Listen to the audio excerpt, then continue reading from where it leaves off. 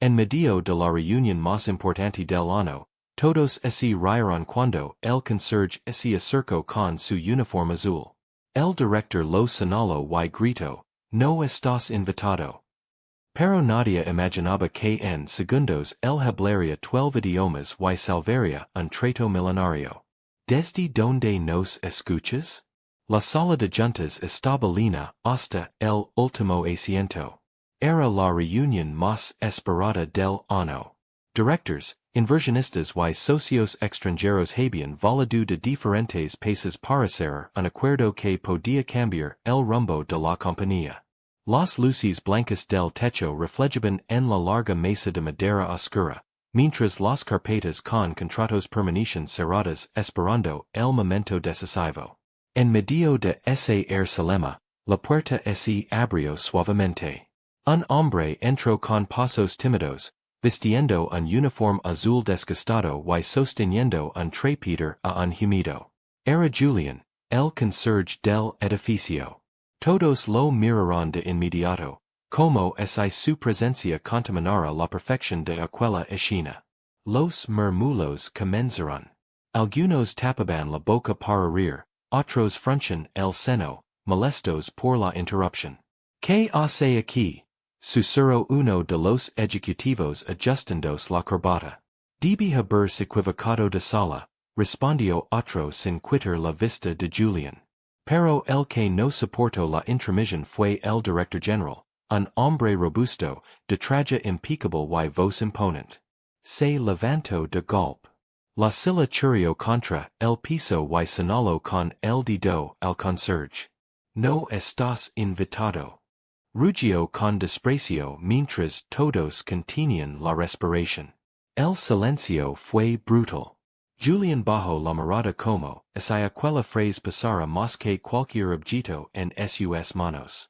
Su rostro enrojeció, no de vergüenza, sino de impotencia. Él sabía que no debía estar allí, pero también sabía que llevaba meses observando esas reuniones desde las sombras, limpiando cada rincón mientras escuchaba las discusiones estratégicas. Lo que nadie imaginaba era que en su interior guardaba un secreto que cambiaría todo. Uno de los socios extranjeros, un empresario asiático de renombre, levantó la ceja intrigado.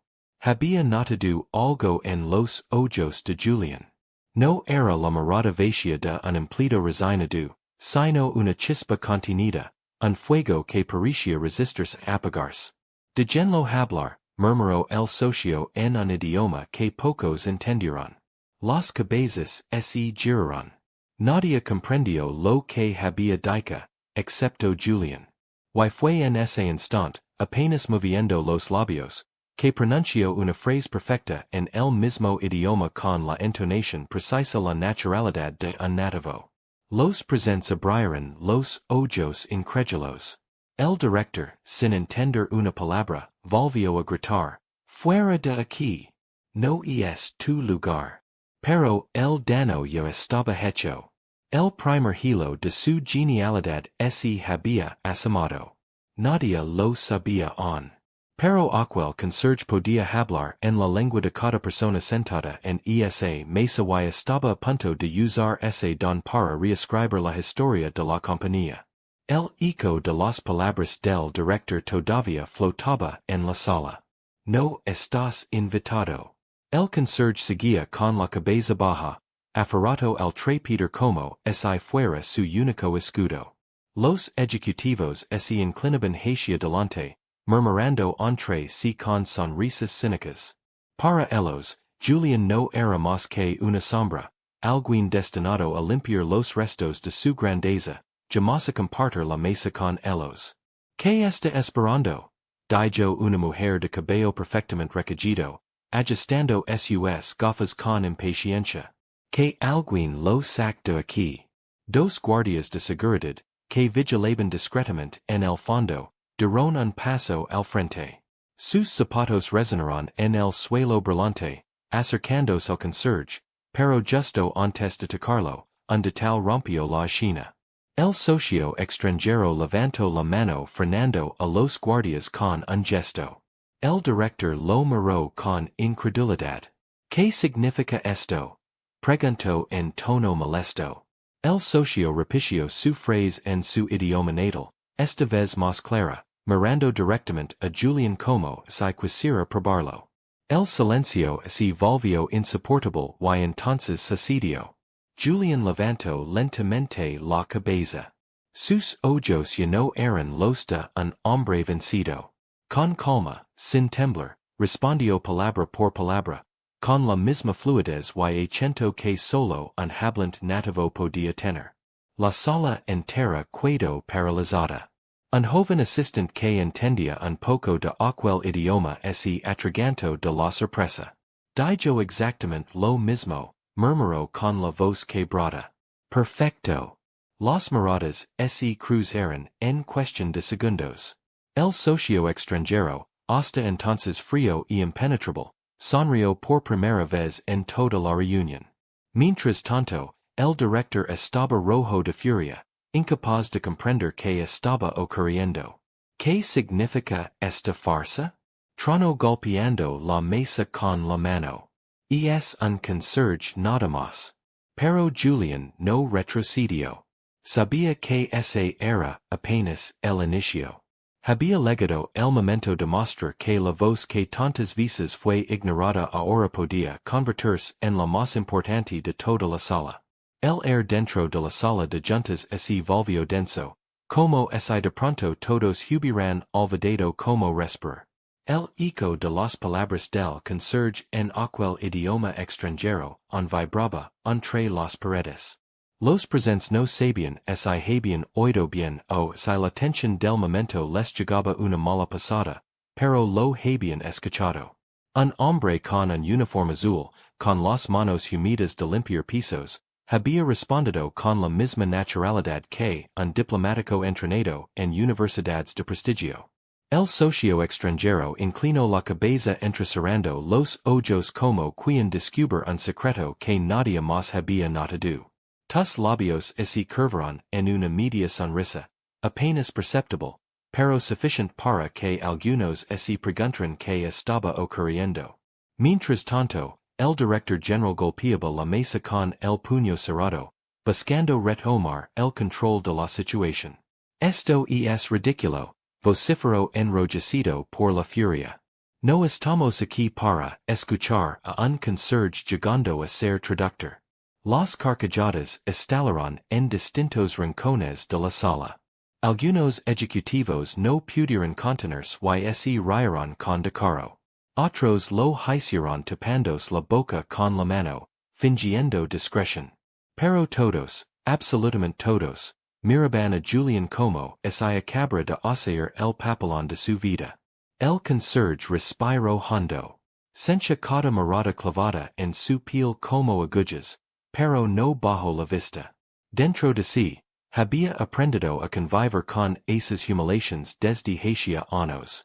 Risas, comentarios mordaces, empujones invisibles que lo reducen siempre al mismo papel, al hombre invisible que solo servía para recoger lo que otros dejaban atrás. Sin embargo, aquella no era una noche cualquiera. Esta vez no iba a marcharse en silencio. El socio extranjero volvió a hablar, esta vez lanzando una frase más larga con un tono inquisitivo, como si quisiera poner a prueba la veracidad de lo que acababa de escuchar. Julián esperó a que terminara y entonces, con calma y sin titubear, repitió cada palabra en el idioma ofi. Sal de la reunión, traduciendo con tal precisión que incluso los que no entendían se dieron cuenta de la perfección de su respuesta. El murmullo se detuvo de golpe. Las risas murieron como apagadas por un viento helado. Una ejecutiva de cabello castaño, que hasta ese momento lo había mirado con desprecio, se inclinó hacia su compañero y susurró, ¿Tú escuchaste eso? Sí, respondió el incrédulo. No es posible. Pero Julián no se detuvo allí. Giró la cabeza hacia el extremo opuesto de la mesa, donde un hombre de barba cuidada y traje oscuro proveniente de Medio Oriente había permanecido en silencio. Con voz clara, sin vacilar, le habló directamente en árabe. Los ojos del hombre se abrieron como platos. Nadia, absolutamente nadia en aquella sala esperaba que aquel conserje pudiera pronunciar con tanta naturalidad un idioma considerado tan distante en tan complejo para cualquiera que no lo hubiera estudiado durante años. Increíble, murmuró casi para sí mismo en árabe. Lo habla mejor que muchos de mis propios asesores. Algunos presentes, aunque no entendían el idioma, reconocieron los sonidos. Sabían que no era un intento torpe ni un juego de imitaciones. Lo que Julián acababa de hacer era real. El director, en cambio, se quedó congelado, incapaz de precisar lo que estaba viendo. Su boca se abrió, pero ninguna palabra salió. De repente, una mujer de origen francés, una de las inversionistas principales, lo interrumpió con un tono irónico. Si tanto presume de habilidades, que me diga esto en mi idioma. Dijo cruzando los brazos con una sonrisa de superioridad. No había terminado de pronunciar el reto cuando Julián ya estaba respondiendo. Sus palabras en francés fluyeron como agua de un río tranquilo, sin esfuerzo alguno. Los vocals tenían la cadencia exacta, la melodía correcta y cada sílaba se encajaba con naturalidad. La mujer que había lanzado el desafío perdió su sonrisa en cuestión de segundos. Sus ojos, antes cargados de burla, ahora reflejaban un asombro que no podía ocultar. La sala, que minutos antes había estado llena de risas y comentarios maliciosos, se transformó en un espacio donde reinaba el desconcierto. Las mentes de aquellos hombres y mujeres de negocios no podían aceptar lo que veían. ¿Cómo era posible que el conserje, el hombre encargado de limpiar pasillos, hablara 3 idiomas diferentes? Con semejante fluidez. El director sudando trató de recuperar el control. Esto no cambia nada. No necesitamos un espectáculo de circo aquí. Esta reunión es seria, pero nadie le prestaba atención. Los ojos de todos estaban fijos en Julián, quien mantenía la calma como si hubiera esperado toda su vida ese instante. No se trataba de exhibirse ni de humillar a los que antes se habían reído de él. Era algo más profundo. Demostrar que el conocimiento, la disciplina y la constancia podían nacer en cualquier rincón, incluso en los lugares que la sociedad desprecia. Los guardias, que todavía estaban de pie a su lado, ya no sabían si debían sacarlo o quedarse quietos. Había una tensión invisible en el aire, como si cada segundo se cargara de electricidad. Lo que hasta hacía unos minutos era una reunión controlada por un director altivo, se había convertido en un escenario inesperado donde la figura central no era ninguno de los magnates presentes, sino un conserje que acababa de revelar una parte de su secreto. Y aunque faltaba mucho por mostrar, Julián ya había logrado lo imposible, silenciar una sola línea de poderosos. Lo que nadie sabía era que tenían 9 idiomas más esperando en su interior y cada uno de ellos sería una daga contra la soberbia de quienes lo habían despreciado. El silencio en la sala era tan profundo que hasta el zumbido del aire acondicionado parecía un rugido. Las manos del director, apoyadas sobre la mesa, temblaban ligeramente de ira contenida. Había construido su carrera sobre la base de autoridad y control. Y en cuestión de minutos un conserje estaba robando ambos frente a socios internacionales. Los ejecutivos intercambiaban miradas desconcertadas. Nadie sabía si reír, si aplaudir o si calar. Lo único evidente era que algo se había quebrado en el equilibrio de poder y ese algo tenía nombre y uniforme. Julián, el director, carraspeó intentando recuperar la solemnidad. Se acabó este teatro, dijo con voz grave. No perderemos más tiempo, guardias, secuenlo de aquí de inmediato. Los 2 hombres de seguridad avanzaron otra vez, pero no dieron ni un paso antes de que un nuevo de tal sacudiera la escena. Uno de los inversionistas europeos, un alemán de rostro severo y bigote bien recortado, habló en voz alta en su idioma natal. Lo hizo con la intención clara de poner a prueba al conserje, convencido de que lo sorprendería y lo desenmascararía frente a todos. El director sonrió al escuchar aquellas palabras incomprensibles para la mayoría. Pensó, ahora se quedará en ridículo. Nadie más entendrá y parecerá un impostor. Pero Julián levantó la cabeza con calma y antes de que los guardias pudieran tocarlo, respondió en un alemán impecable. Su tono era firme, la pronunciación perfecta, las declinaciones exactas. No había duda, no repetía frases memorizadas, hablaba con una fluidez que solo el dominio auténtico podía otorgar. El socio alemán abrió los ojos sorprendido y se acomodó en su asiento. No se lo esperaba. Había querido humillarlo, pero terminó siendo el quien quedó expuesto como arrogante frente a todos. Esto es inaudito, murmuró uno de los asistentes casi sin voz. Habla 4 idiomas distintos, como si fueran su lengua materna. Un murmullo general recorrió la mesa. Todos hablaban a la vez, unos en español, otros en inglés, otros incluso en sus propias lenguas.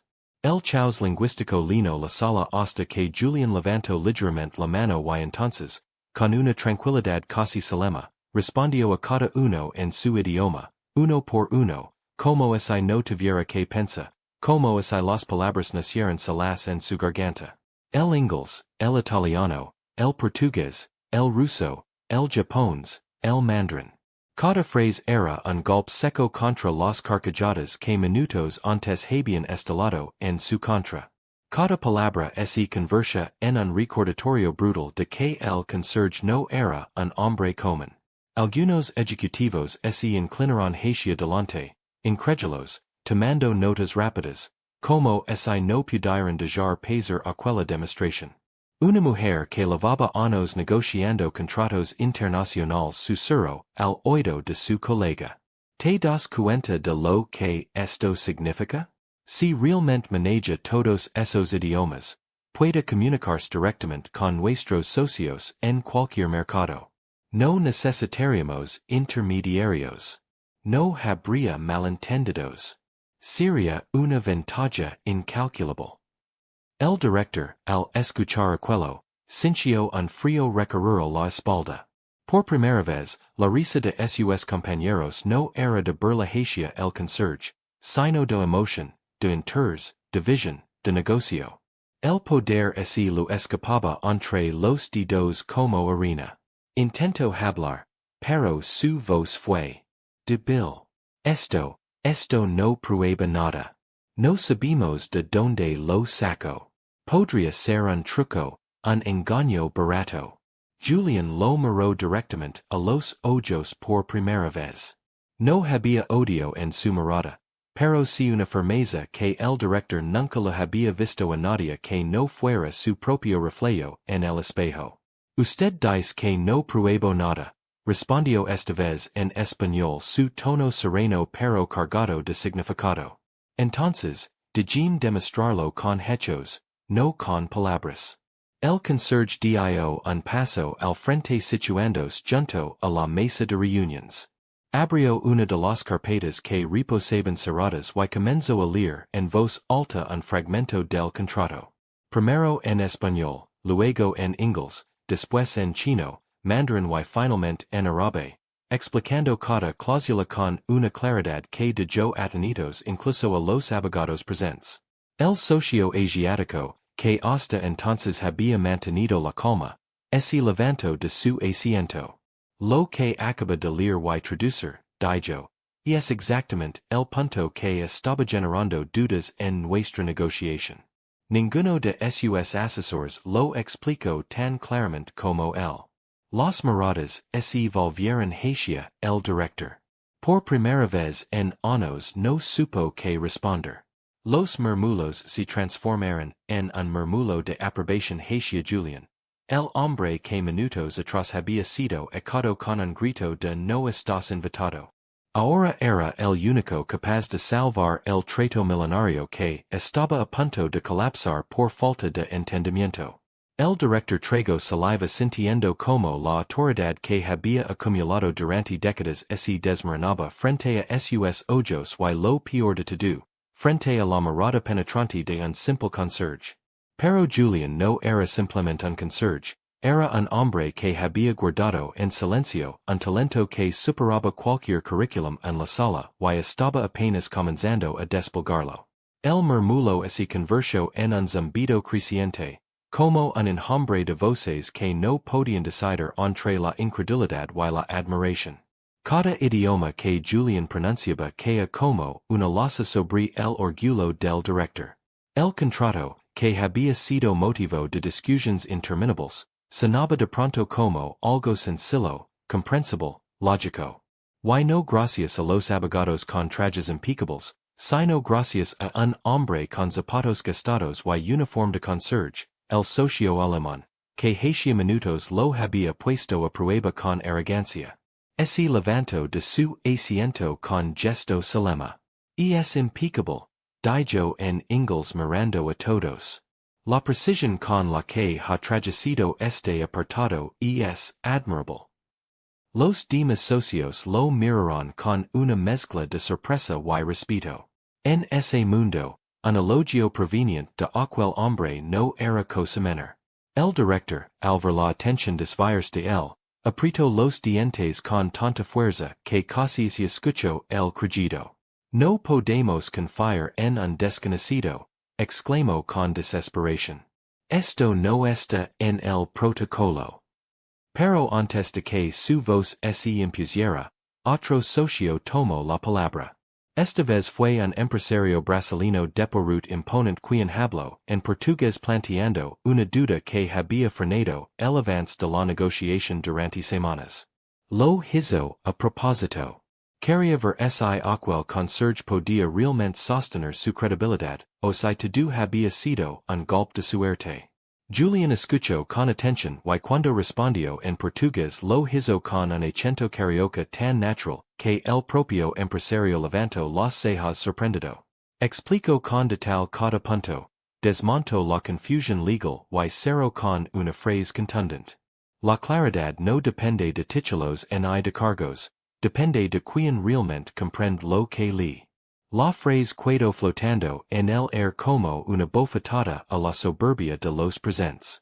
Algunos de los ejecutivos más jóvenes no pudieron evitar sonreír con discreción.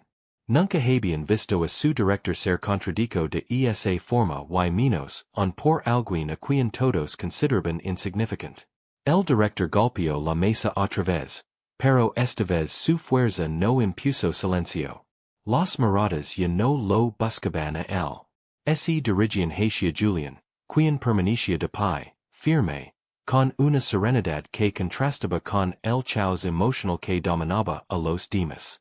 Una de las inversionistas más veteranas, con décadas de experiencia en negociaciones internacionales, se inclinó hacia delante. Su voz fue suave, pero cargada de autoridad. Si de verdad domina todos esos idiomas, necesitamos verlo. Julián respiró hondo. No había buscado ese momento, pero había legado y sabía que no podía desaprovecherlo. Piden lo que quieran dijo con calma, mirando a los presentes. No tengo nada que ocultar. El reto fue inmediato. Uno tras otro, los socios comenzaron a lanzar frases en distintos idiomas, ruso, italiano, japonés. Cada prueba fue respondida con la misma fluidez, como si el cerebro de Julián estuviera diseñado para bailar entre lenguas sin esfuerzo alguno. Las palabras fluían de su boca con naturalidad, con música propia, con la convicción de quien domina no solo el idioma, sino la cultura que lo acompaña. El asombro se transformó en un silencio reverente. Ya no había risas, ya no había burla. Solo quedaba una sala de poderosos escuchando, boquiabiertos, al hombre que minutos antes querían expulsar. Uno de los asistentes más jóvenes, incapaz de contenerse, rompió ese silencio. ¿Cómo es posible? pregunto en voz baja casi un suspiro. ¿Cómo pueda un conserje saber tanto?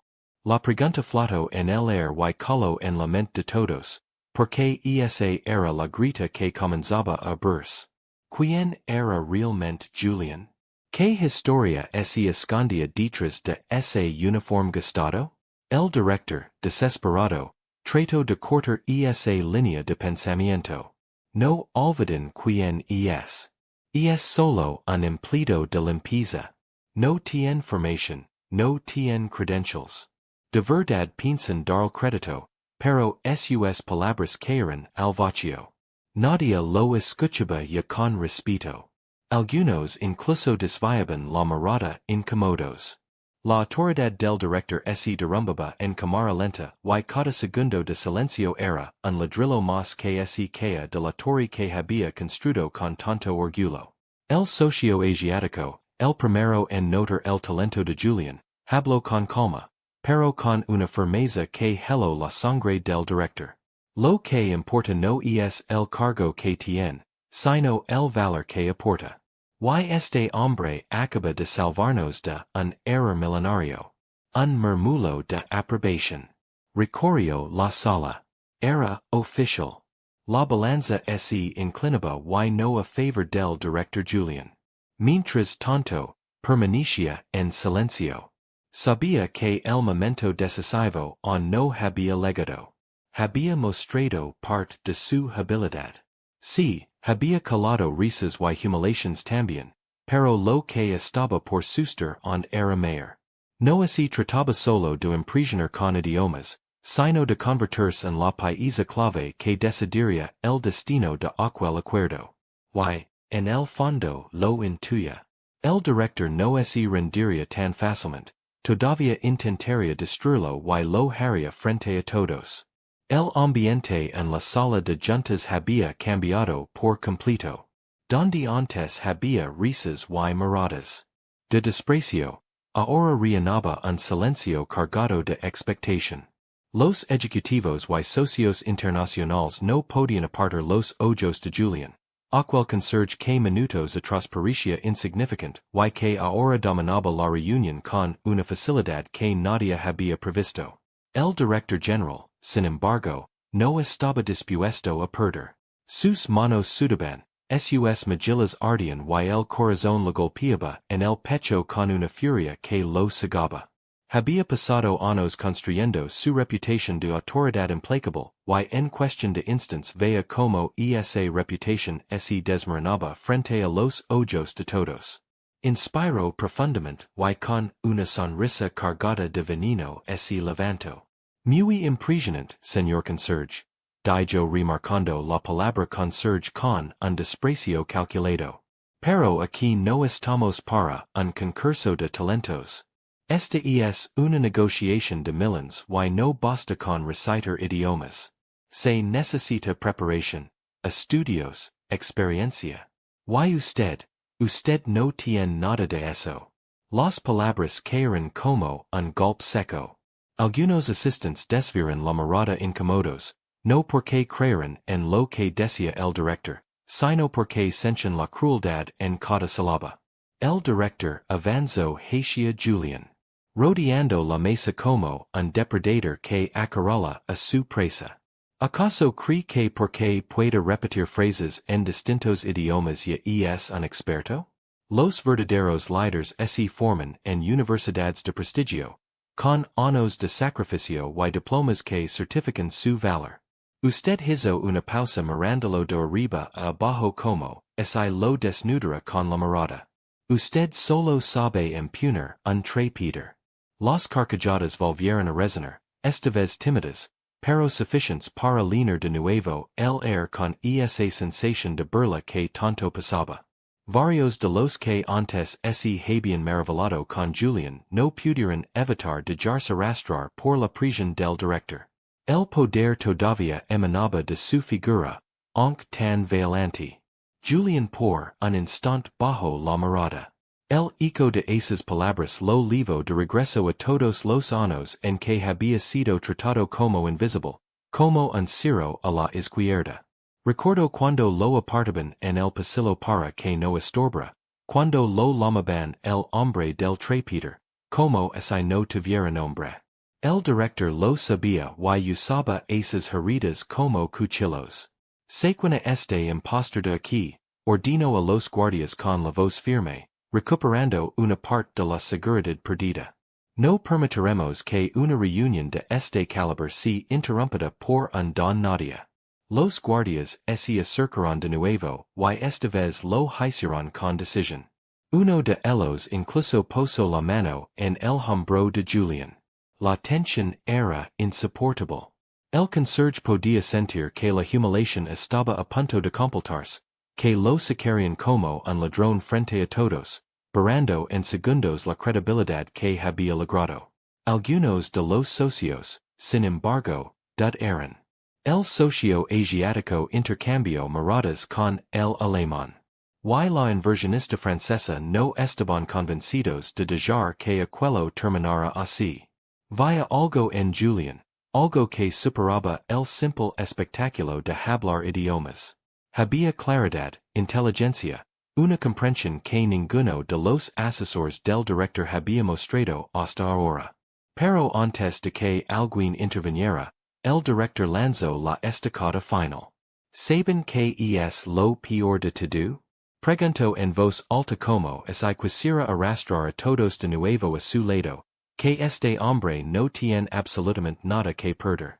Vive recogiendo basura y limpiando lo que nosotros ensuciamos. No tiene estudios, no tiene futuro, no tiene dignidad. Y ustedes de verdad van a poner millones en manos de alguien así. Las palabras fueron crueles, despiadadas. Julián sintió el golpe en el pecho, pero no respondió de inmediato. Miró alrededor, los rostros divididos, algunos bajando la vista, otros observándolo con una mezcla de compasión y duda. Ese silencio pasaba y era exactamente lo que el director quería, reinstalar la vergüenza, devolverlo al lugar donde pertenecía. Julián respiró hondo. No podía permitir que aquel momento lo definiera. No, esta vez tiene razón en algo dijo al fin levantando la cabeza con voz serena. No tengo diplomas enmarcados en traje de diseñador. No tengo un apellido que me abra puertas en un título que me proteja. Pero lo que sí tengo es conocimiento, disciplina y una vida entera dedicada a aprender lo que muchos aquí jamás se atreveran a intentar. La sala quedó en silencio. Julián clavó los ojos en el director y aunque su voz no se alzó, cada palabra retumbó con más fuerza que cualquier grito. Si cree que por ser conserje no tengo dignidad, se equivoca. Porque la dignidad no se mide por el cargo que uno ocupa, sino por lo que uno hace con lo que sabe. El director abrió la boca dispuesto a interrumpir, pero se contuvo. Había algo en la mirada de Julián que lo desarmaba, una firmeza que nunca había esperado de alguien a quien siempre trató como invisible. Los guardias se quedaron inmóviles, confundidos. Nadie les había dicho que hacer frente a un hombre que, con unas pocas frases era capaz de detener el curso de toda la reunión. El socio asiático rompió el silencio con un aplauso lento, profundo, cargado de significado. Uno a uno, otros lo siguieron. Primero tímidos, luego con más convicción. El sonido de las palmas llenó la sala y con cada golpe el rostro del director se tornaba más rojo, más crispado, más impotente. Pero Julián sabía que aquello era apenas el comienzo. On quedaban idiomas que revelar, on quedaban verdades que decir y sobre todo, on quedaba la herida más profunda por abrir. Demostrar frente a todos que, incluso con poder y dinero, el director estaba lejos de ser el hombre más preparado en esa sala. El aplauso resonaba en las paredes de la sala cuando el director, incapaz de aceptar la humillación, levantó la voz por encima de todos. Basta, esto es una farsa, gritó con rabia contenida. Aplauden como si este hombre fuera un héroe, pero olvidan que seguimos aquí para hacer un trato de millones, un trato que él no entiende. La palabra millans vibro en los oídos de todos. Era cierto. Aquella negociación no solo trataba de idiomas, sino de cifras colosales, de inversiones que decidirían el futuro de la empresa. Algunos ejecutivos comenzaron a murmurar inseguros. El director había encontrado su último argumento, la autoridad de los números.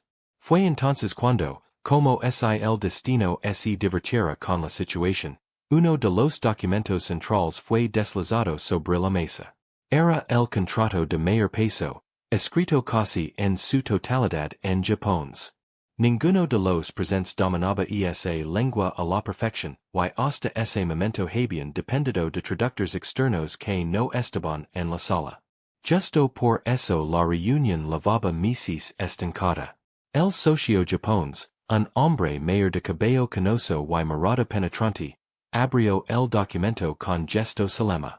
Si realmente quiere demostrar que no es solo espectáculo, dijo en un español lento con acento marcado, traduzca esto aquí. Ahora. La tensión era insoportable. Los ojos de todos se dirigieron a Julián. El director sonrió con malicia, convencido de que aquel era el final. Adelante, escupió con desprecio. Vimos si puede salir de esta. Julián respiró profundo, tomó el contrato con manos firmes, lo observó apenas unos segundos y comenzó a leer en voz alta en japonés. Las palabras fluyeron con un ritmo natural, seguro, como si toda su vida hubiera estado preparándose para ese instante. El socio japonés, al principio lo miraba con escepticismo, pero a medida que Julián avanzaba, su expresión cambió. Sus ojos se abrieron con sorpresa, luego con respeto y, finalmente, con un brillo que pocos en esa sala habían visto jamás. Increíble, murmuró en japonés apenas audible. No solo lo comprende. Julián hizo una pausa, levantó la mirada y, sin cambiar de tono, explicó en español lo que acababa de leer. Este apartado establece una cláusula de exclusividad que, tal como está redactada, limita la expansión de la empresa en Asia a una sola región. Eso reduciría las ganancias en un 30% durante los próximos 5 años. Los murmullos estallaron como fuego en un campo seco. Los ejecutivos comenzaron a hablar entre sí, alarmados. Nadie había detectado esa cláusula antes. Nadie, excepto el conserje, el socio japonés, se levantó lentamente. Lo que dice es correcto, afirmó con firmeza en perfecto inglés. Ninguno de ustedes lo notó. Ninguno de sus asesores lo mencionó, pero él sí. El director se quedó petrificado. Su sonrisa maliciosa se demoró. Eso no prueba nada. Balbució con la voz quebrada. Pero ya nadie lo escuchaba. Los inversionistas rodeaban a Julián lanzando preguntas en distintos idiomas, buscando respuestas que solo él parecía tener, francés, ruso, italiano. Y cada respuesta que daba era una confirmación más de que aquel hombre no era un improvisado, sino un genio que había estado oculto bajo el uniforme azul. Una ejecutiva joven que lavaba semanas frustrada por los retrasos en el acuerdo, se acercó con evidente emoción. Señor Julián lo llamó por primera vez usando su nombre. Es consciente de lo que acaba de hacer. No solo tradujo, salvó la negociación. El socio alemán, el mismo que lo había ridiculizado antes, asintió con gravedad. Si hubiéramos firmado con esa cláusula, habríamos perdido cientos de millones. Y él la detectó en minutos. El director desesperado dio un paso al frente. No pueden dejar que este hombre nos manipule, gritó con el rostro rojo de furia. Es un farsante, un oportunista, pero su voz sonó hueca. Incluso los guardias, que hasta hacía poco seguían sus órdenes, ahora dudaban. Miraban a Julián con respeto, casi con orgullo. La autoridad del director se desmoronaba como un castillo de arena golpeado por la marea. Julián, sereno de yo, el contrato sobre la mesa. No estoy aquí para humillarlo ni para ocupar un lugar que no me corresponde. Dijo con voz firme. Solo quiero demostrar que el conocimiento no tiene dueño, que incluso alguien como yo, que limpia sus pasillos y recoge su basura, pueda aportar más que todos los títulos colgados en estas paredes. Las palabras golpearon el corazón de todos. Algunos ejecutivos inclinaron la cabeza avergonzados. Otros lo miraban con un respeto que jamás habrían imaginado sentir hacia un conserje. El socio japonés se inclinó en señal de reverencia hacia Julián, un gesto pequeño, pero de un peso inmenso. En una sala donde la soberbia reinaba, aquel acto fue un terremoto. El director no lo soportó más. Golpeó la mesa con ambas manos y gritó, esto no terminará así. Pero que lo pagar. Pero en el fondo todos sabían la verdad. Había perdido Julián, en cambio, apenas estaba comenzando. La sala había cambiado de dueño. Lo que minutos atrás era un territorio controlado por la voz implacable del director.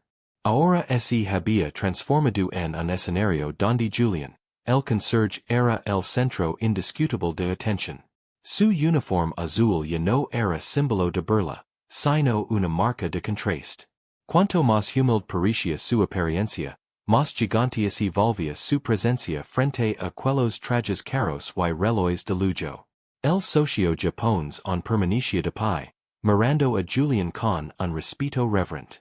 Su inclinación había marcado un antes y un después.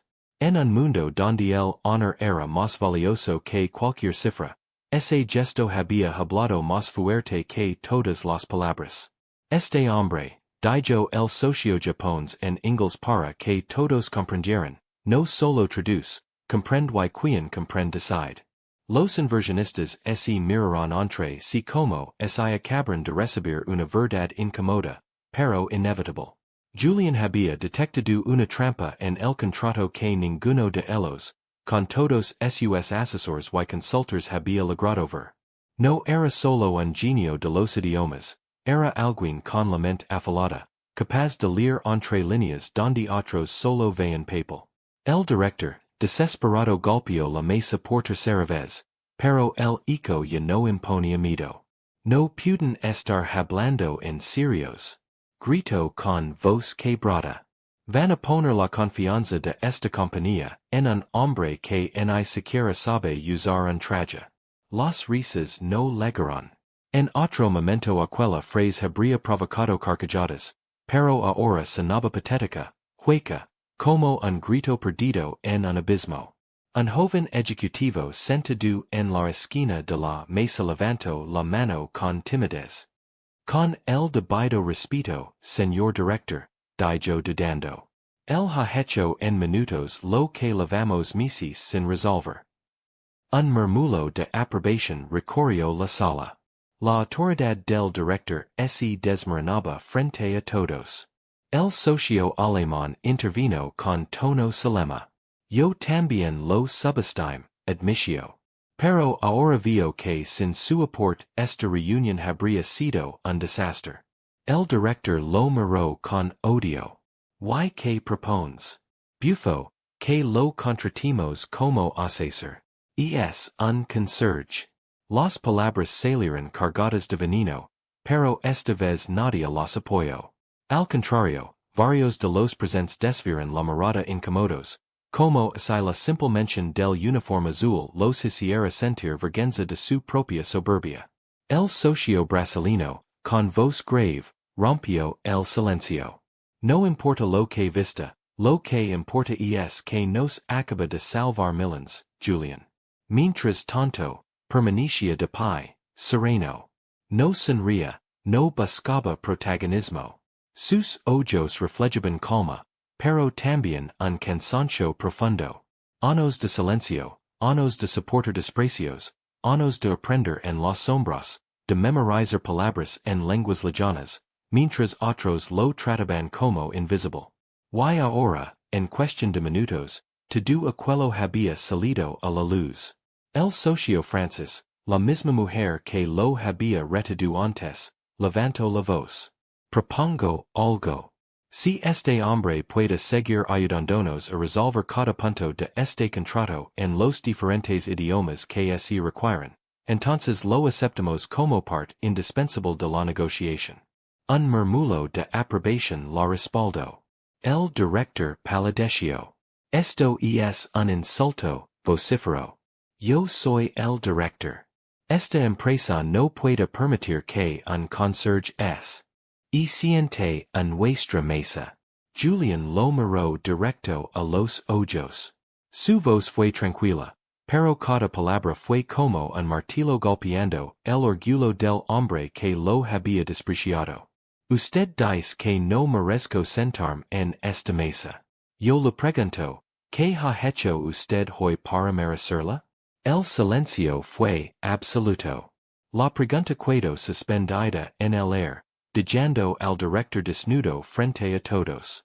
Por primera vez no tuvo respuesta. Uno de los guardias, que hasta entonces había estado junto a la puerta, se atrevió a sonreír levemente. La imagen del director acorralado por un conserje era tan inesperada que rozaba lo irreal. El socio japonés, con voz firme, dictó sentencia. Este hombre no solo está invitado, a partir de ahora es imprescindible. El director quiso protestar, pero las voces de los demás se alzaron hablando en distintos idiomas, buscando a Julián para confirmar puntos, cláusulas y términos.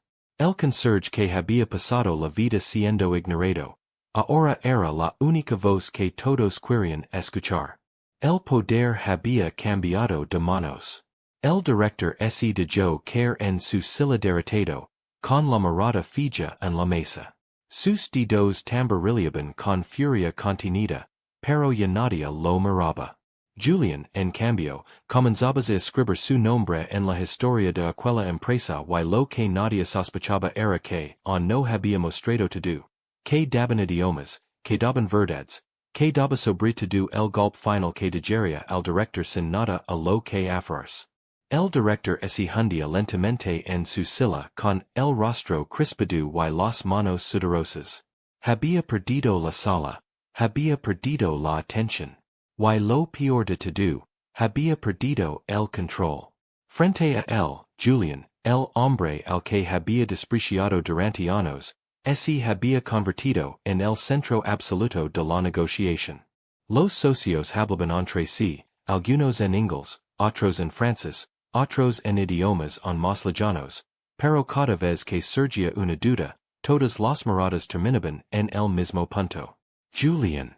El conserje que parecía invisible ahora era indispensable. El director, con el orgullo hecho pedazos, respiró hondo y se levantó una vez más. Su voz, aunque temblorosa, intentaba recuperar algo de firmeza. Todo esto es un circo, dijo con sarcasmo. Puede repetir palabras en muchos idiomas, sí, pero eso no lo convierte en experto en negocios. Hablar no es lo mismo que negociar. Algunos asintieron en silencio. La frase no carecía de verdad. Hablar idiomas no garantizaba el entendimiento profundo de un contrato, de una operación multimillonaria. El director había encontrado una rendija, una última oportunidad para recuperar algo de terreno. Julián lo observó en silencio. Luego, con calma, tomó uno de los contratos más complejos, lleno de tecnicismos legales y financieros.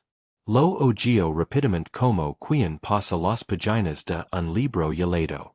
Entonces comenzó a hablar primero en inglés explicó el apartado financiero y cómo estaba diseñado para beneficiar a una de las partes en detrimento de la otra.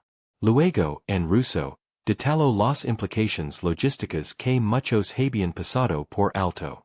Finalmente, en español cerró la explicación con una claridad que dejó boquiabiertos. Incluso a los abogados presentes. No se trata solo de traducir palabras, dijo con firmeza, así trata de entender lo que significan. Yo lo entiendo. El socio alemán se inclinó hacia adelante con gesto solemne. Lo que acaba de hacer va mucho más allá de la traducción, admitió. Detecto errors y riesgos que ni siquiera nuestro equipo legal había notado. El socio japonés asintió lentamente. Un hombre que puede pensar en varios idiomas al mismo tiempo, no solo traduce, anticipa. El director apretó los dientes. No pueden dejarse ganar por este farsante, rugió perdiendo el control. ¿Quién es realmente? ¿De dónde salió? La pregunta quedó flotando en el aire y fue entonces cuando Julián sonrió por primera vez en toda la reunión. No era una sonrisa arrogante, sino serena, segura, la de alguien que llevaba demasiado tiempo esperando ese instante. ¿Quién soy? Repitió con voz tranquila. Soy el hombre al que nadie vio, al que siempre apartaron como esa estorbra. Pero mientras limpiaba sus pasillos, escuchaba. Mientras recogía su basura, aprendía. Mientras ustedes me ignoraban, yo memorizaba cada palabra, cada concepto, cada estrategia. Hoy hizo una pausa recorriendo la sala con la mirada. Hoy estoy aquí para demostrarles que el conocimiento no es medido por el cargo que uno ocupa, sino por lo que uno es capaz de portar. Un murmullo de aprobación se levantó entre los presentes. Los rostros que antes mostraban burla ahora reflejaban respeto, incluso admiración. El director, desesperado, intentó un último ataque. Mentira, gritó golpeando la mesa. Todo esto es un espectáculo pleno debe tener cómplices, pero nadie lo respaldó. Al contrario, varios socios lo miraron con desprecio, como si su resistencia ridícula ya fuera una vergüenza ajena. Entonces el socio Francis intervino con voz firme. Director, con todo respeto, el único que ha mostrado ser un obstáculo aquí es usted. Las palabras fueron como un cuchillo. El director palideció, incapaz de responder. Julián, mientras tanto, continuó explicando cláusulas y respondiendo preguntas en distintos idiomas. No solo hablaba, negociaba, aclaraba, resolvía. Cada intervención suya acercaba el acuerdo al cierre. Un joven assistant, visiblemente conmovido, susurró casi sin darse cuenta. Es como si hablara el idioma de la verdad. La frase corrió como un eco silencioso por la sala, porque en ese momento todos lo sabían. Julián no solo dominaba lenguas extranjeras, dominaba la esencia de la comunicación, esa capacidad rara de hacer que las palabras se transformaran en puentes en lugar de muros. El director se dejó caer en la silla derrotado, con la mirada perdida. Nadie lo miraba ya. Nadie esperaba sus órdenes. El poder se había evaporado de sus manos y mientras tanto, el conserje seguía construyendo, palabra por palabra, la mayor humillación pública que aquel hombre había sufrido en toda su vida. La sala parecía otro mundo. El aire, antes cargado de soberbia y arrogancia, ahora se llenaba de una extraña mezcla de respeto y expectación. Todos estaban pendientes de cada palabra que Julián pronunciaba. El conserje, que minutos antes había sido echado con un grito de no estás invitado, se había convertido en el único capaz de mantener en pie aquella negociación multimillonaria.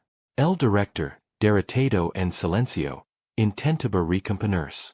Apretaba los puños bajo la mesa, luchando por no mostrar su desesperación. Su rostro estaba pálido y el sudor le perlaba la frente. Cada vez que abría la boca, alguien más lo interrumpía como si no tuviera autoridad alguna. Había pasado de ser la voz más temida de la empresa a ser un fantasma sentado en la cabecera. Los socios internacionales, en cambio, se inclinaban hacia Julián.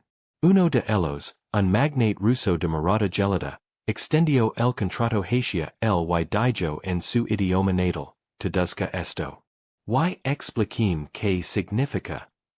Julian Asincio con serenidad, tomo el documento, lo leo rapidamente y comenzo a hablar en ruso con fluidez impecable. Explico cada detalle del apartado, luego tradujo al inglés y, finalmente, al español, señalando con precisión donde estaban los vacíos legales que podían causar un colapso financiero. El magnate ruso lo escuchaba con los ojos entrecerrados, acostumbrado a no confiar en nadie.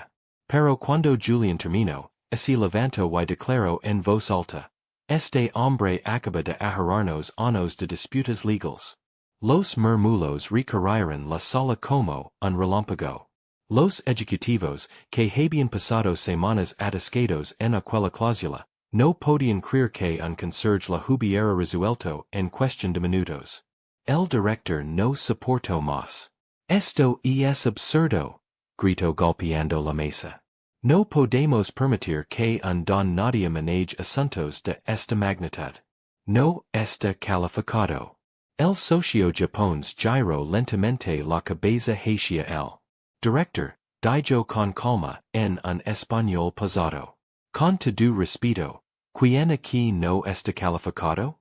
Él habla 12 idiomas, detecta trampas legales y mantiene la negociación viva. Usted, en cambio, solo ha gritado. El golpe fue letal. El director bajó la mirada, incapaz de responder. Sus labios temblaban, pero ningún sonido salió de su boca. Entonces sucedió algo inesperado. Uno de los jóvenes asistentes, que había permanecido en silencio durante toda la reunión, se levantó y dijo con voz clara: Si me permiten, quiero contarles algo que sé de Julian. Todos lo miraron intrigados. El director lo fulminó con los ojos, pero el joven continuó: Mientras ustedes lo vean pasar con un trapito en la mano, yo lo veía en la biblioteca de la empresa. Cada noche. Se quedaba horas leyendo libros en distintos idiomas, copiando frases, practicando fonética. Los 6 lener cuadernos enteros con apuntes que nadie revisó jamás. Mientras nosotros íbamos a casa, él se quedaba aprendiendo. Un silencio reverente invadió la sala. Aquella revelación daba sentido a todo. Julian no era un prodigio salido de la nada. Era un hombre que había dedicado su vida a aprender en silencio, sin reconocimiento, sin aplausos, sin diplomas.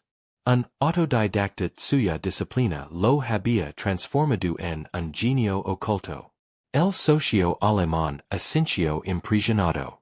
Eso lo explica todo, murmuró. No solo habla, vive en cada idioma. El director apretó los dientes furioso. No importa cuánto haya estudiado, sigue siendo un conserje. Nunca podrá estar en nuestra altura, pero ya era demasiado tarde. Nadie lo escuchaba.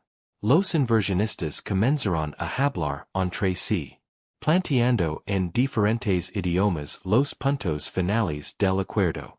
Julian los respondía uno a uno con la precisión de un cirujano y la serenidad de un maestro. En menos de media hora, lo que había sido un callejón sin salida durante meses, empezó en caminarse hacia la firma definitiva. Un empresario italiano levantó la voz con entusiasmo. Si firmamos bajo las condiciones que él propone, ganaremos todos. Los aplausos estallaron. Algunos se pusieron de pie celebrando lo que parecía imposible, un acuerdo finalmente cerrado. El director se desplomó en su asiento derrotado. Nadie lo miraba, nadie le pedía opinión. Había sido borrado de la ecuación. Julian, en cambio, se mantenía de pie, humilde, con las manos todavía manchadas del trabajo de la mañana. Miraba a todos con calma, sin arrogancia, sin necesidad de levantar la voz. Era la viva demostración de que la verdadera autoridad no se impone gritos, sino con hechos. Y aunque el trato estaba prácticamente cerrado, todos sabían que aún faltaba lo más importante, el reconocimiento público, el momento en el que la verdad se revelaría en su máxima expresión, dejando al director sin posibilidad de esconderse. Ese instante estaba por llegar. El eco de los aplausos todavía resonaba en las paredes de la sala cuando el director intentó incorporarse una vez más. Sus movimientos eran torpes, casi desesperados, como los de un hombre que se aferra a un poder que ya se le había escapado de las manos. Esto no puede ser real, exclamó con voz ronca. Están todos hipnotizados por un simple truco, pero ya nadie lo tomaba en serios. Los socios, antes atentos a cada gesto suyo, ahora lo miraban con impaciencia, como quien observa un hombre desubicado en un lugar al que ya no pertenece.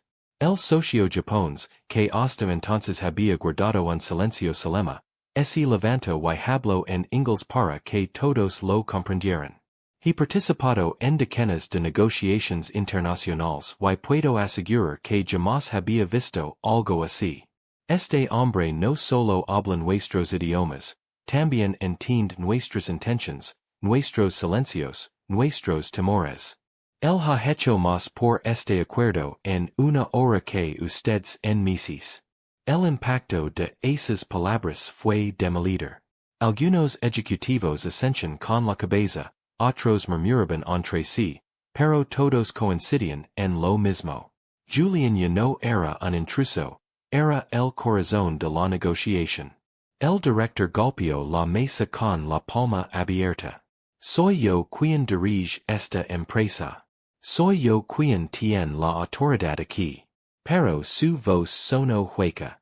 En contraste, Julián permanecía de pie, erguido, con las manos entrelazadas sobre el uniforme azul.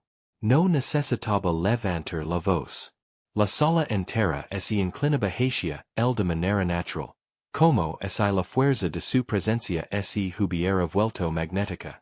Un ejecutivo francés se levantó con un documento en la mano. Proponemos que Julián participe oficialmente en el cierre del acuerdo. Ninguna cláusula se firmará sin que él la supervise. Los murmullos de aprobación crecieron firmes, contundentes. El director enriqueció. Eso es inadmisible. No tiene ningún título, ninguna certificación. No pueden poner un conserje en la mesa de decisiones. El socio alemán lo interrumpió con voz grave. ¿Y usted qué ha hecho hoy para merecer su asiento en esta mesa? El golpe fue certero. El director abrió la boca, pero no encontró respuesta. Se desplomó en su silla jadeando con los ojos llenos de rabia impotente. Entonces Julián dio un paso adelante. Su voz fue firme, clara, con un tono que mezclaba humildad y determinación. No quiero su puesto en sus títulos. No vine aquí a reemplazar a nadie. Solo vine a demostrar que las voces que ustedes ignoran pueden ser las que más importan. Y si hoy puedo ayudar a que este acuerdo se cierre, lo haré. No por orgullo, sino porque sé lo que significa ser invisibles en un mundo que solo aplaude a los que brillan. Un silencio reverent cubrió la sala. Los inversionistas se miraron entre sí y casi al unísono comenzaron a asentir. Era oficial. Julián no solo era parte de la negociación, era indispensable. El socio brasileño se levantó y levantó la voz. Propongo que firmemos el acuerdo aquí y ahora con él como testigo principal. Las manos se alzaron en señal de aprobación. Todos, menos el director. La furia del hombre lo llevó a perder lo poco que le quedaba de compostura. Se levantó bruscamente, derribando su silla, y gritó con un tono cas. ¡Ay histérico! Esto es una traición. No firmaré nada mientras ese hombre esté aquí. Pero lo que ocurrió a continuación fue la estacada final. El socio japonés, con gesto solemne respondió en su idioma natal. Julián, sin esperar un segundo, tradujo al español. Dijo que si usted no firma, firmaremos sin usted. La sala estalló en murmullos y exclamaciones. El director quedó paralizado, Pulido como la cera. La amenaza no era solo simbólica. En ese instante había perdido el control total sobre la empresa que había dirigido con mano de hierro. El joven assistant, el mismo que había revelado la disciplina secreta de Julián, rompió el silencio con una frase que se grabó en la memoria de todos. El verdadero liderazgo no es mide en gritos, sino en la capacidad de unir a quienes hablan distintos idiomas. Y hoy el único líder aquí es él. Todos miraron a Julián, el conserje, el hombre invisible, el genio oculto. El director con el rostro desencajado, se desplomó en su asiento. El ruido de los bolígrafos, formando el contrato comenzó a llenar la sala como una sinfonía triunfal. Y en medio de todo, Julián, humilde y sereno, presenciaba como la historia cambiaba para siempre. El murmullo de la sala se convirtió en un estruendo controlado. Los bolígrafos comenzaron a deslizar sobre las páginas del contrato, formando lo que durante meses había parecido imposible. Cada trazo de tinta era un golpe más contra el orgullo del director, que observaba impotent como su autoridad se deshacia frente a todos.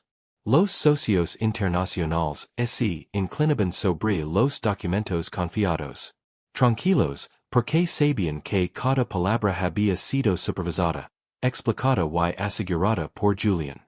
Era el quien, con su conocimiento de 12 idiomas, había cerrado todas las grietas que antes amenazaban con hundir la negociación. Cuando la última firma fue estampada, un aplauso resonó con fuerza. No era un aplauso tibio de cortesía, era un estallido de reconocimiento, de alivio y de gratitud. Y en el centro de ese aplauso estaba Julián de pie, todavía con el uniforme azul, con las manos manchadas de trabajo, pero con la frente erguida como nunca antes. El director, en cambio, se mantenía sentado, hundido en su propia sombra. Nadie lo miraba, nadie lo felicitaba. Lo que alguna vez fue respeto, ahora se había transformado en indiferencia. Para los presentes, su figura había dejado de existir. El socio japonés tomó la palabra con solemnidad. Hoy hemos firmado un acuerdo histórico, dijo en inglés. Y debemos reconocer que sin la intervención de Julián este contrato habría fracasado. El socio alemán Nadie, lo que ha demostrado va más allá de los idiomas. Nos enseñó que el conocimiento puede venir de los lugares menos esperados. El director intentó interrumpir con voz débil. Esto es una locura. No pueden. Pero fue calado de inmediato por el socio francés, quien con una sonrisa de ironía le respondió, lo que no podemos es seguir confiando en alguien que no escuchó a su propia gente. La frase arrancó un murmullo de aprobación que terminó de sepultar al director. Julián, humilde, levantó la mano para pedir silencio. No quiero que me aplaudan por lo que hice hoy, dijo con voz firme. Quiero que recuerden lo que significa. ¿Cuántas veces ignoramos a quienes parecen pequeños? ¿Cuántas veces disecamos voces que podrían salvarnos de errores gigantescos? Yo solo soy un ejemplo de lo que ocurre cuando se le da una oportunidad a quien nunca fue escuchado. Sus palabras calaron hondo. Algunos ejecutivos bajaron la mirada avergonzados. Otros, conmovidos, asintieron en silencio. Fue entonces cuando sucedió lo inesperado. El joven assistant, con la voz temblorosa levantó un vaso de agua y propuso un brindis. Por Julián dijo, el hombre que nos recordó que la grandeza no necesita títulos, solo coraje y disciplina. La sala entera levantó sus vasos.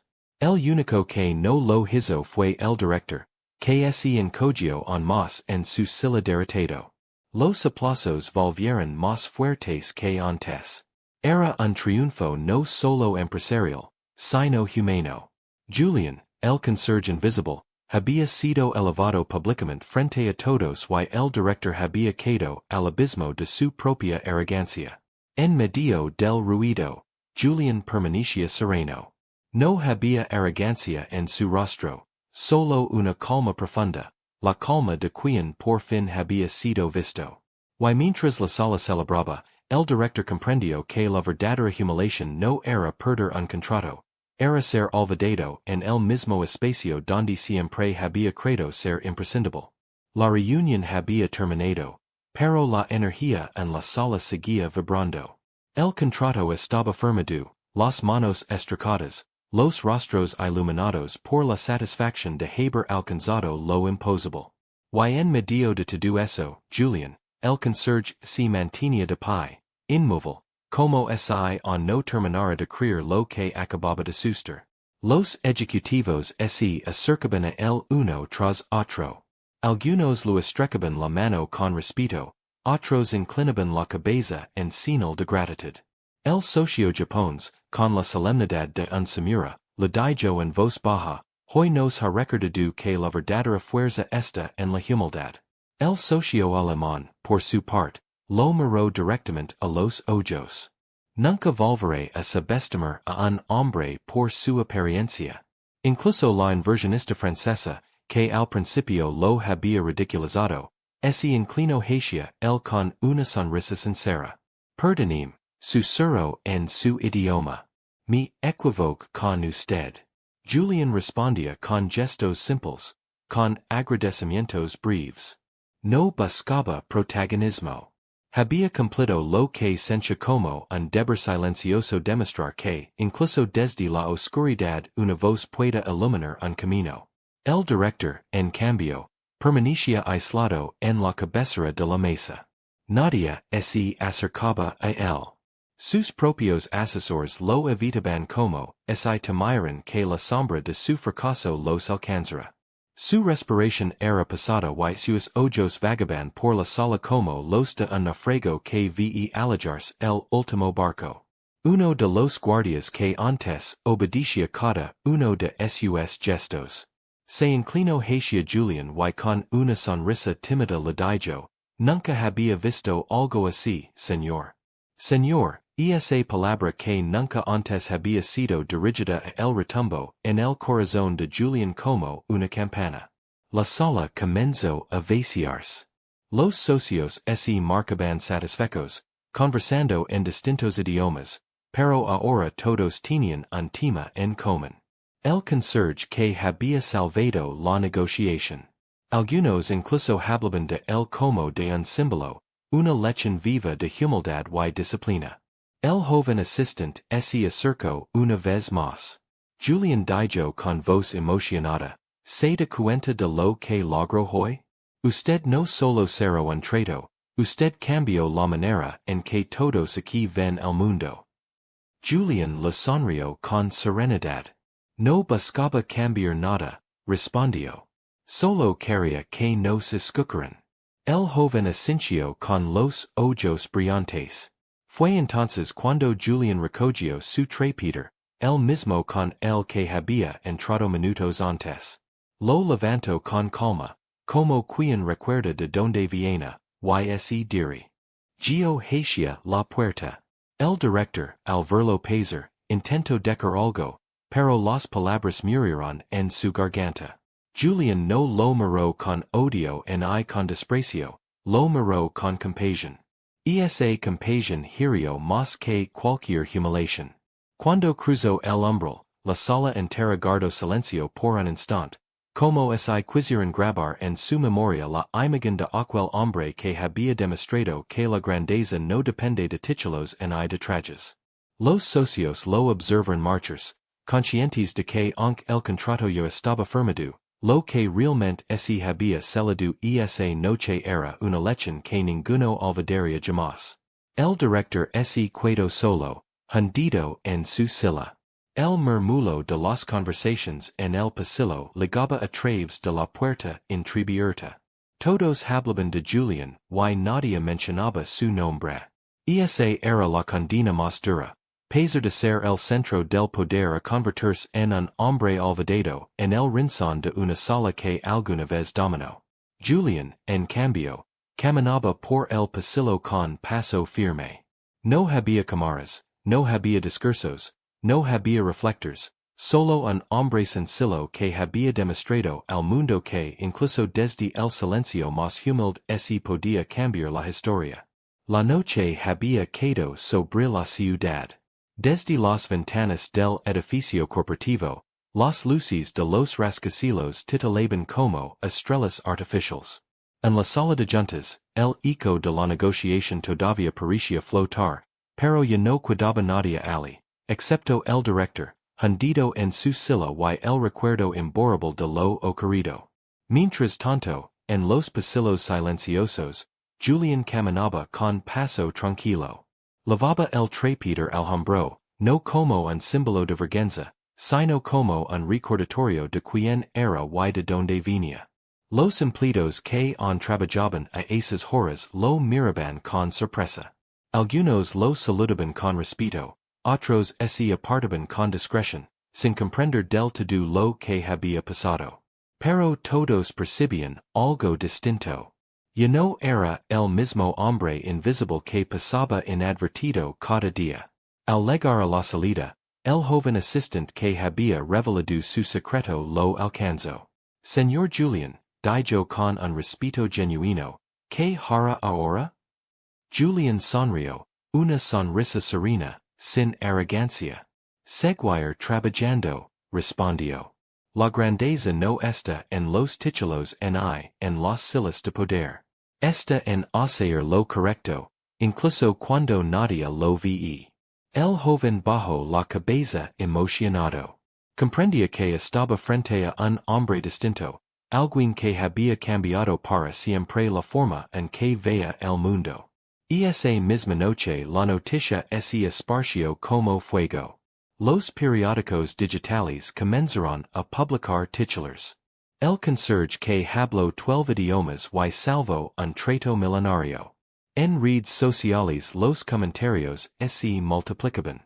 Algunos no creían la historia, otros la compartían con admiración. Pero todos coincidían en algo. Aquel hombre anónimo había demostrado que la genialidad puede surgir de los lugares más inesperados. Dentro de la empresa la transformación fue inmediata. Ya nadie miraba a los empleados de limpieza como sombras. Al contrario, comenzaron a saludarlos, a llamarlos por su nombre, a reconocer en ellos una humanidad que antes habían ignorado. El gesto más pequeño se volvió un eco del recuerdo de Julián. El director, en cambio, enfrentó la condena más cruel, el olvido. Los socios internacionales lo apartaron de futuras reuniones. Sus propios ejecutivos lo evitaban. Y su nombre quedó manchado por la arrogancia que casi destruye un acuerdo histórico. Aquella noche comprendió que no había nada más humillante que perderlo todo frente a un hombre al que había considerado invisible. Julián, sin buscarlo, se convirtió en leyenda, no porque quisiera hacerlo, sino porque su historia se convirtió en una metáfora viviente, la prueba de que la dignidad, el esfuerzo y la disciplina silenciosa son más poderosos que cualquier título. En un café del barrio, días después, un grupo de jóvenes comentaba la noticia. Uno de ellos dijo, ¿te imaginas un conserje salvando millones? Otro respondió, eso demuestra que nunca debemos subestimar a nadie. Nunca sabemos que genio se esconde detrás de un uniforme sencillo. Y en un rincón, Julián sonrió mientras sorbía su café, escuchando aquellas palabras sin intervenir. No necesitaba aplausos, no necesitaba reconocimiento. La verdadera recompensa estaba en haber sido por fin escuchado, porque al final la lección más grande no era sobre idiomas ni contratos, era sobre humanidad, sobre la capacidad de mirar a los ojos a quienes ignoramos cada día y descubrir que tal vez allí, en el silencio de los invisibles, habita la verdadera genialidad. Y si esta historia te conmovió, imagina lo que sentirás. Al descubrir lo que ocurrió cuando un millonario sorprendió a una empleada defendiendo a su hija, lo que hizo dejó a todos en shock. Haz clic ahora, suscribit y acompañanos en esa historia impactante.